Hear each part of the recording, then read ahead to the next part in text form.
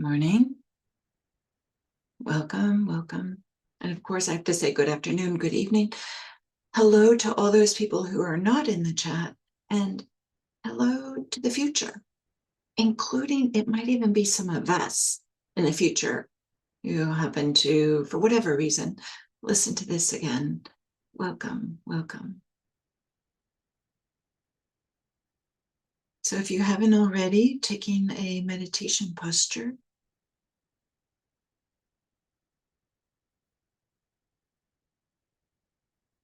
Maybe beginning with a few exaggerated exhales.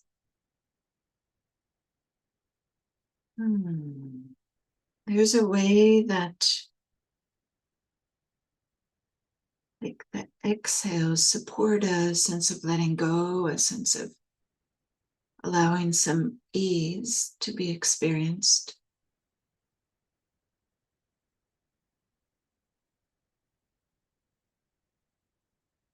Feeling into the posture, like to be sitting, literally or figuratively, and to know that you're sitting. What does it feel like? What is the experience without words of the body being in this particular configuration?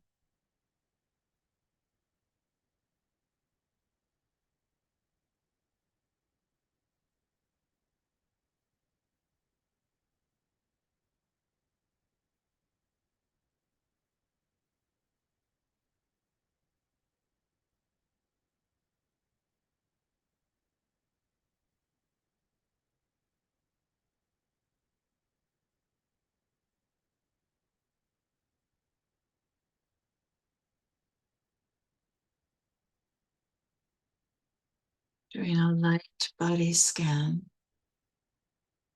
checking in with the face. Sometimes we hold tension around the eyes or the jaw.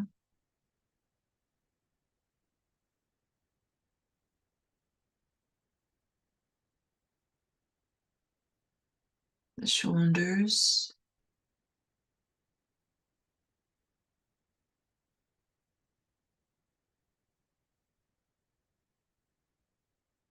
And maybe just a little bit more relaxed.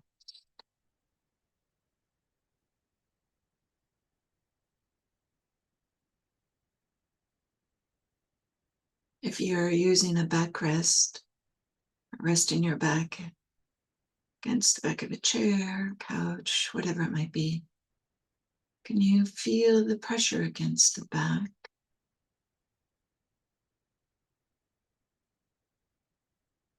If you're not using a backrest, can you feel into that sense of uprightness?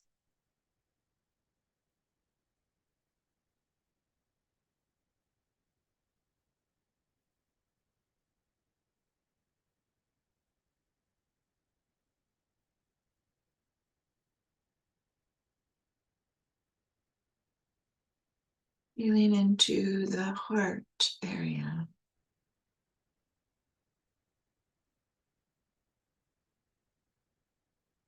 the chest area.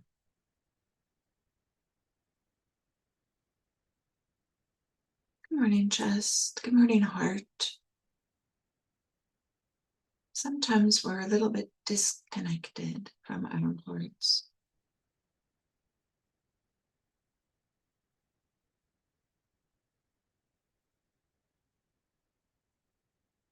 Softening the belly.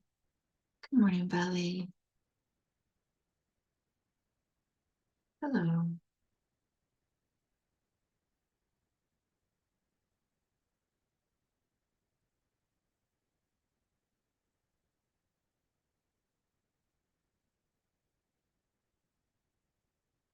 Then feeling the pressure against our seat as we sit in the seat of the chair or on the cushion, whatever surface we're sitting on.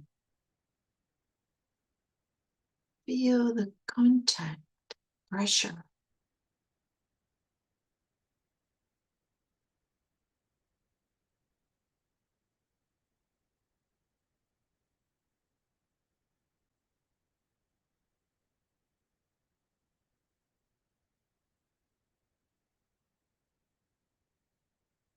It includes the back of the legs,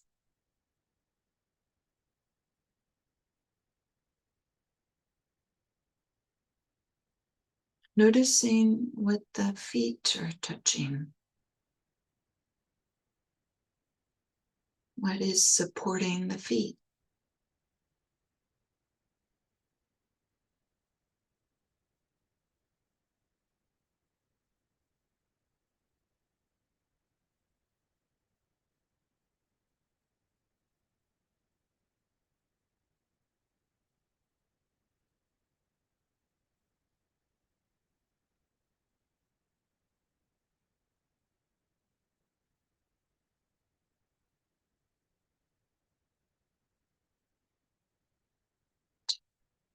Without words, is there a way you can have a sense of what it feels like, the experience of very simply just being here now?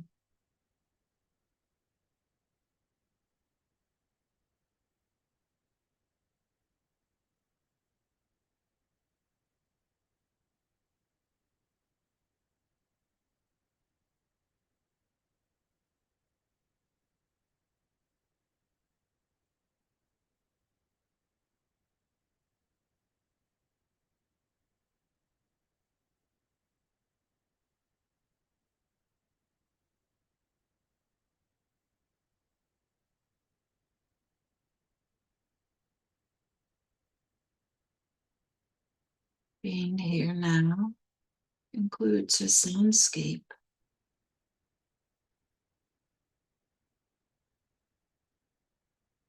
What are the sounds?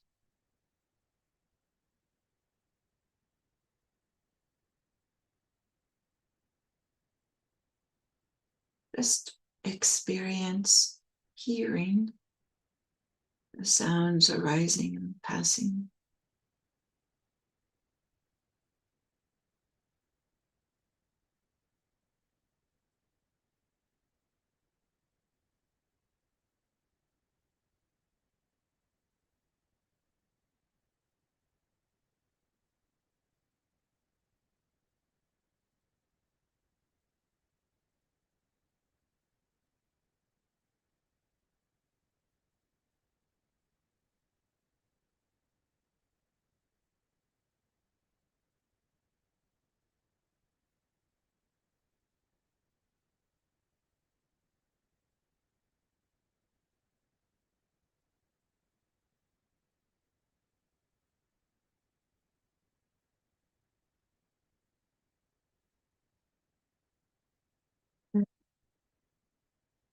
Fitting the bodily experience, bringing a sense of aliveness or presence to the bodily experience in whatever way feels comfortable and supportive for you right now.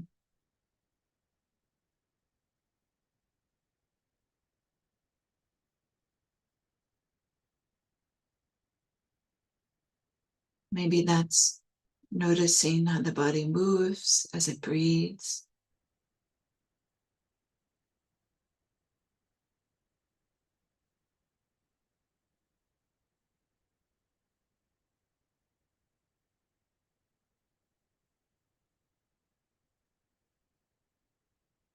Maybe it's feeling the contact points with the body and the sitting surface.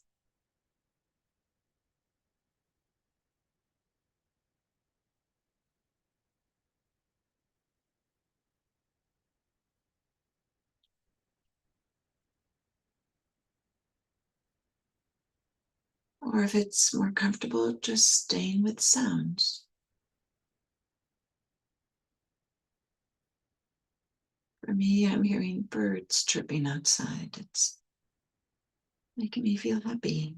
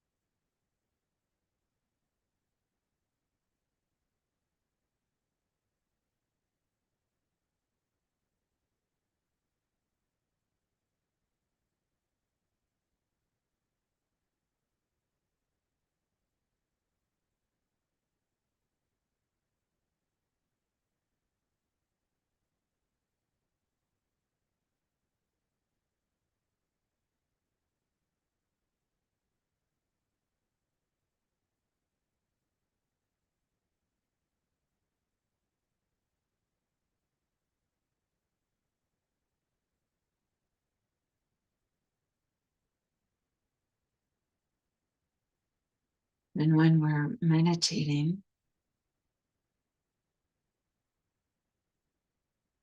we find ourselves lost in thoughts.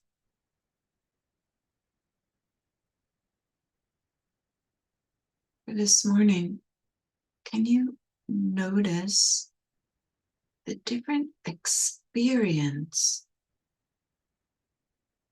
of being lost in thought versus actually inhabiting the bodily experience?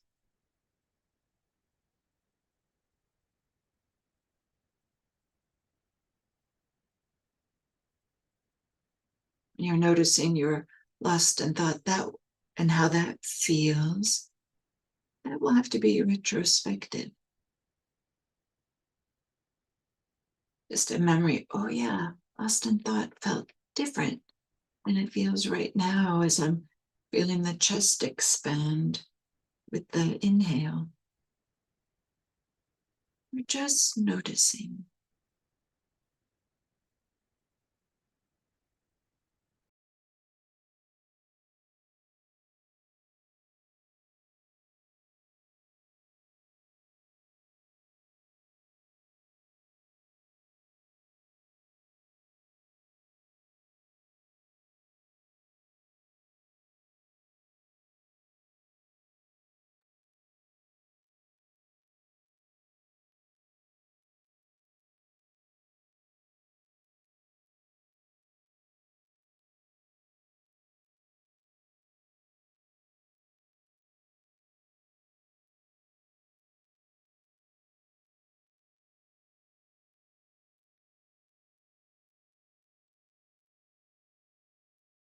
You might notice that in some kind of way, the thought world has a flatness. The experience of the thought world, not the contents, the experience, has a flatness compared to being present with the bodily experience that's happening right now.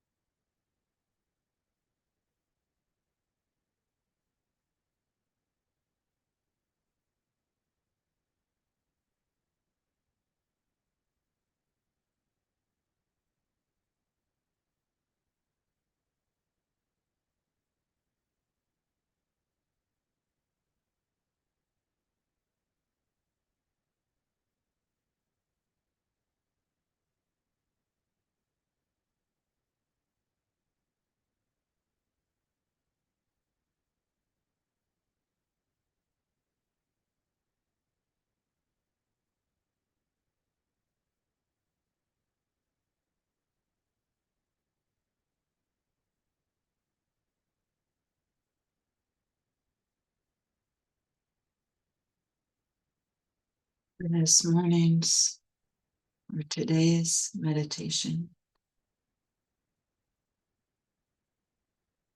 we're emphasizing tuning into the experience of being here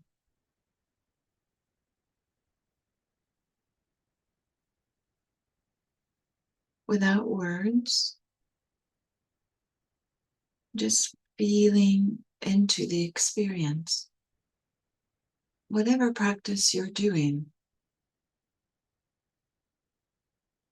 whether it's mindfulness of breathing, sounds, or perhaps something else.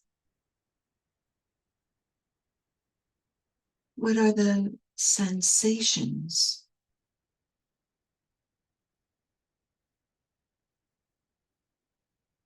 which are different than thoughts?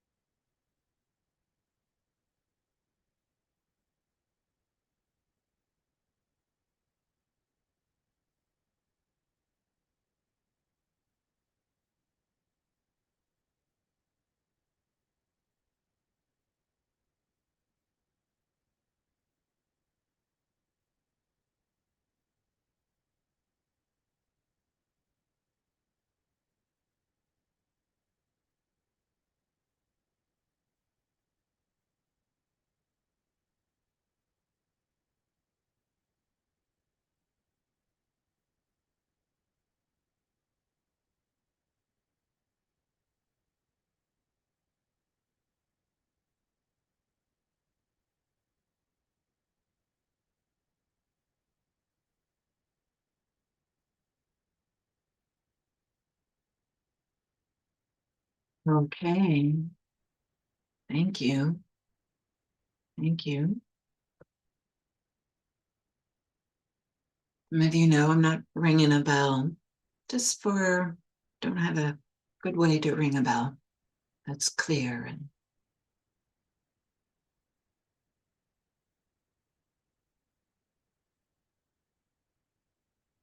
maybe bringing some movement back in the body after having sat still for a little bit there. Hmm.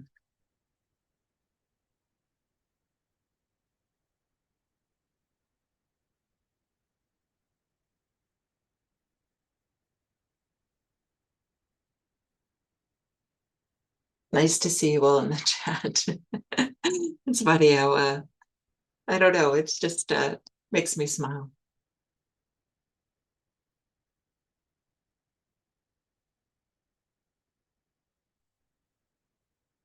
Okay, so this morning, or today, I should say, I'm continuing on this theme of Buddhism beyond the lists.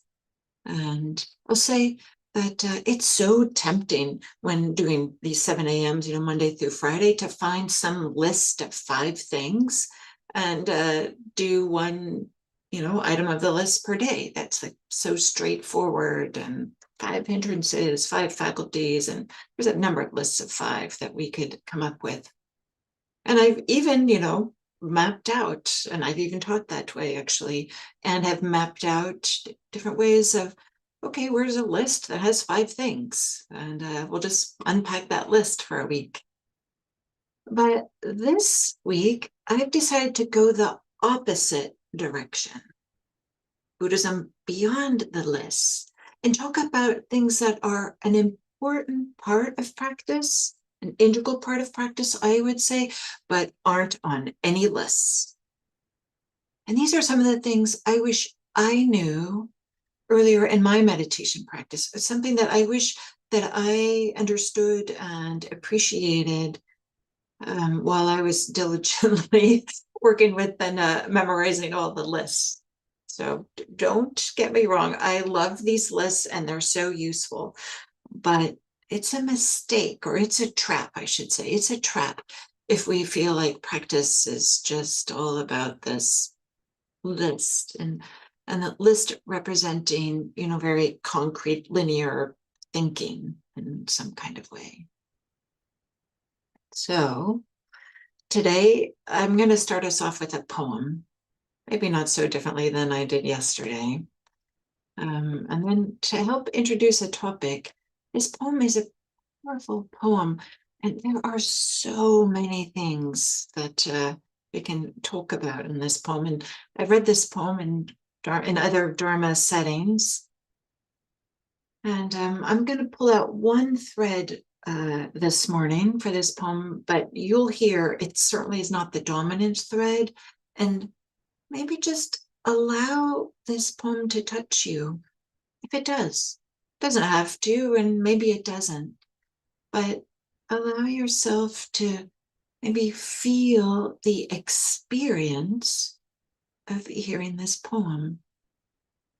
This morning I'm emphasizing experience. So this poem is called Because, and it's by Rosemary Trommer. Because by Rosemary Trommer.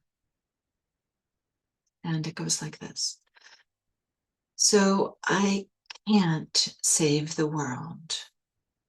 Can't save even myself. Can't wrap my arms around every frightened child. Can't foster peace among nations. Can't bring love to all who feel unlovable. So I practice opening my heart right here in this room and being gentle with my insufficiency. I practice walking down the street heart first. And if it is insufficient to share love, I will practice loving anyway. I want to converse about truth, about trust. I want to invite compassion into every interaction. One willing heart can't stop a war. One willing heart can't feed all the hungry. And sometimes, daunted by a task too big, I tell myself, what's the use of trying? But today, the invitation is clear to be ridiculously courageous in love, to open the heart like a lilac in May, knowing freeze is possible and opening anyway.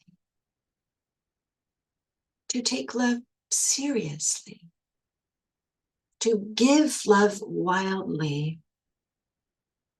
to race up to the world as if I were a puppy, adoring and unjaded, stumbling on my own exuberance, to feel the shock of indifference, of anger, of cruelty, of fear, and stay open,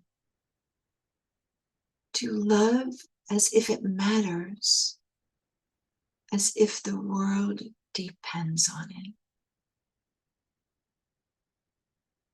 I don't know, this poem, right? It's so rich. There's so much to say here. And I'm going to unpack maybe what isn't the obvious thread, because I feel like Rosemary Trummer in this poem, she's giving us a lot here. But one reason why I chose this poem is because it touches me. Like I feel in my heart and belly some way the heart break and the warm-heartedness, the open-heartedness. And that's what I want to point to, is how poetry and Rosemary Traumer here is using words to include concepts, a lot of concepts, but she's inviting us to feel into our experience, to love anyway, as if it mattered. She writes, so I can't save the world. So this idea of saving the world, right? These are concepts, like these are ideas. To save the world is a beautiful thing. But what does it mean? Like, actually, these are just concepts. So she writes, so I can't save the world. So I practice opening my heart right here in this room. So she takes it away from the concepts and brings it down into our experience.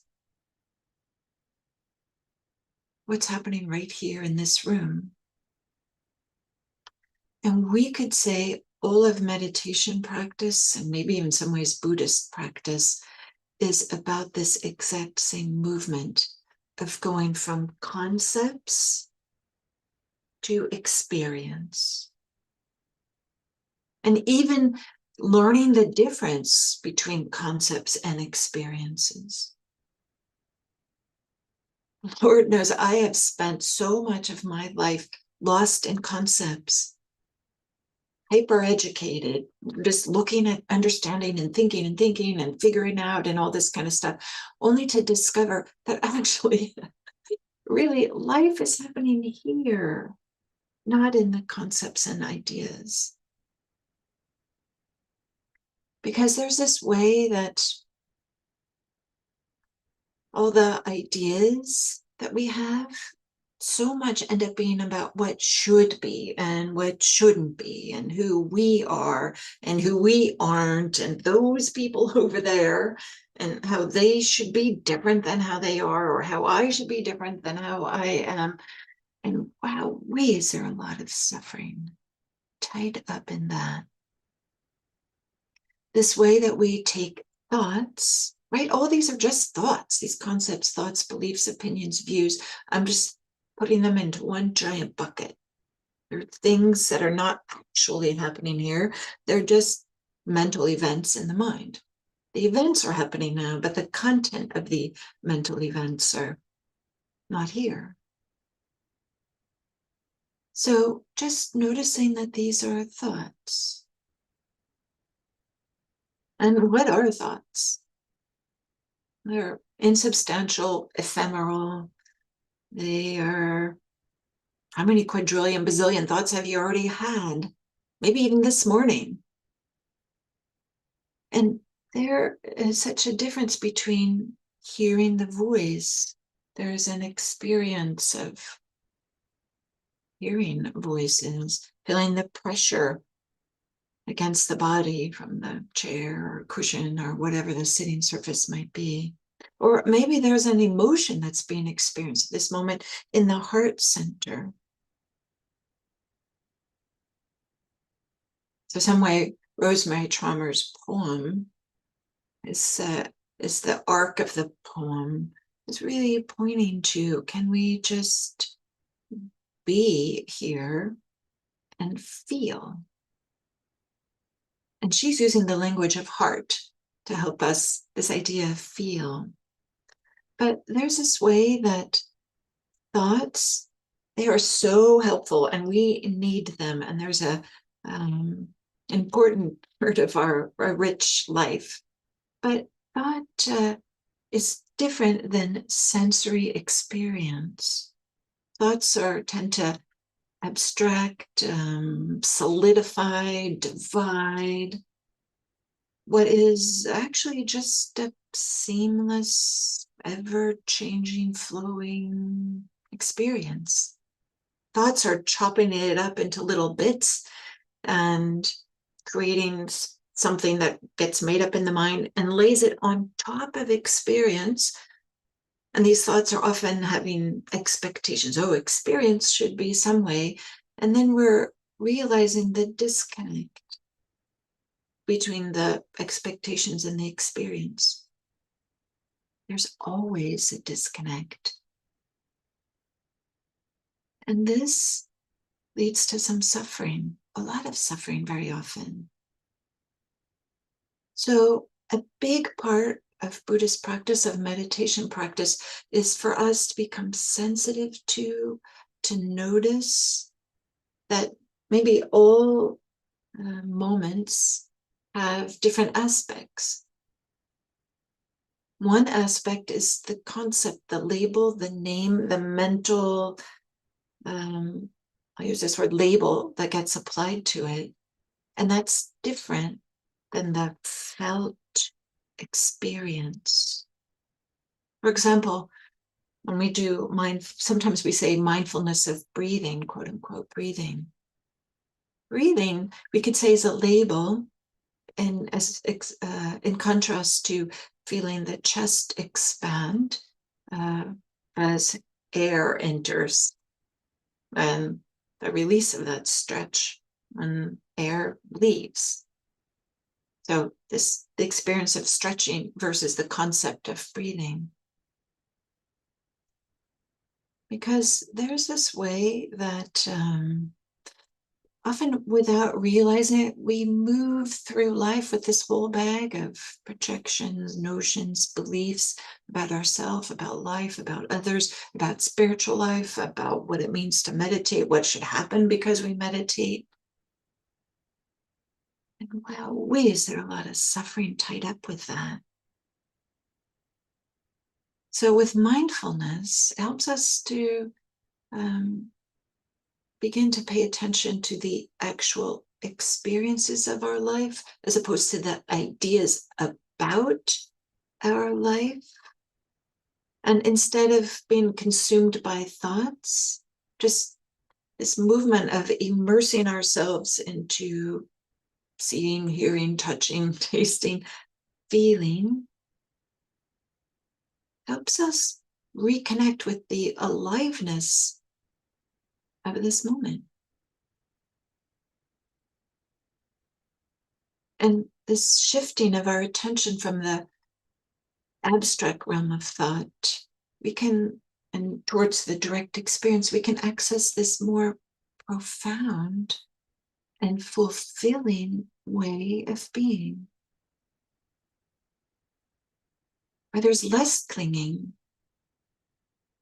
because the thoughts aren't being laid on top saying it should be different.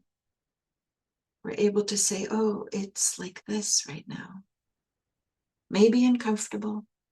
Maybe it's not what we want, but it's our life. because thoughts so often are associated with suffering.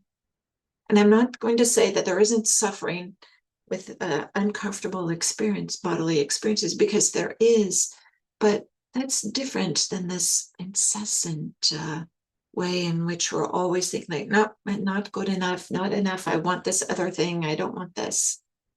So today, can you be sensitive to and orient towards the actual felt experience?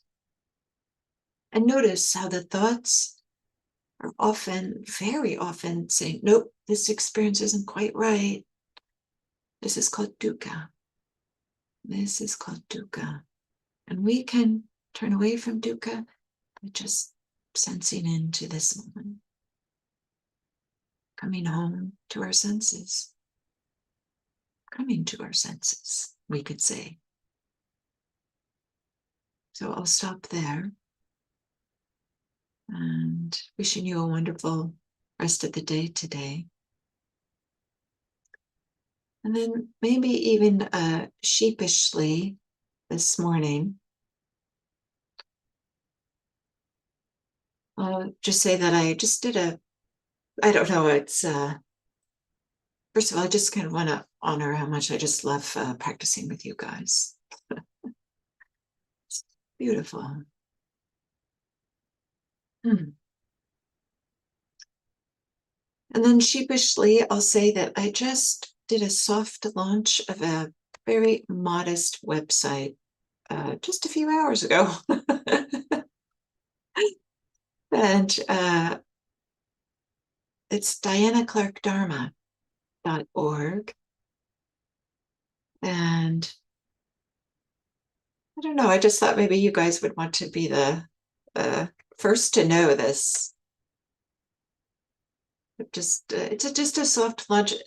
Don't have expectations very high here. It's just something very modest. I had to start somewhere, and I've been procrastinating on this for years.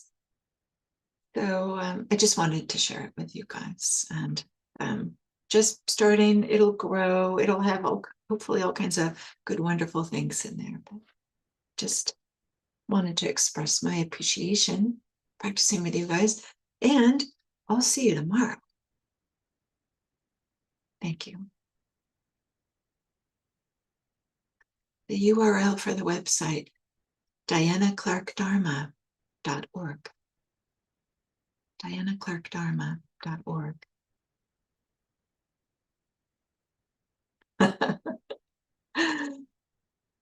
Oh,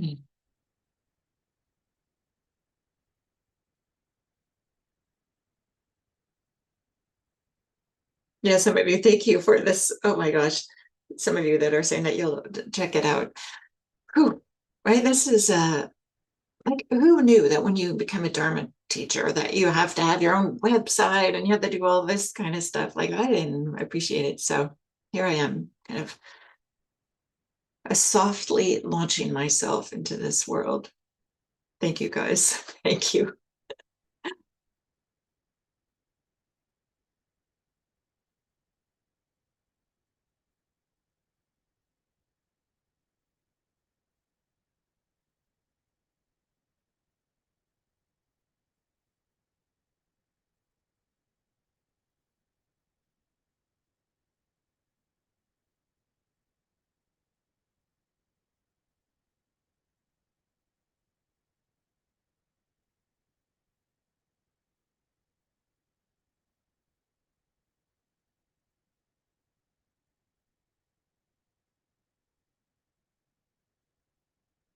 When I see that you've been to the website, fledgling, I'm calling it fledgling, right? I had to start somewhere, and I love trees.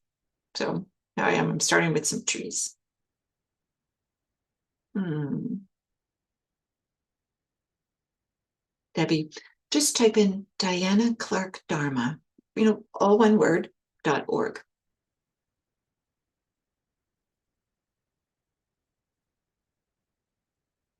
And yeah, Caitlin's right, she can't seem to access it.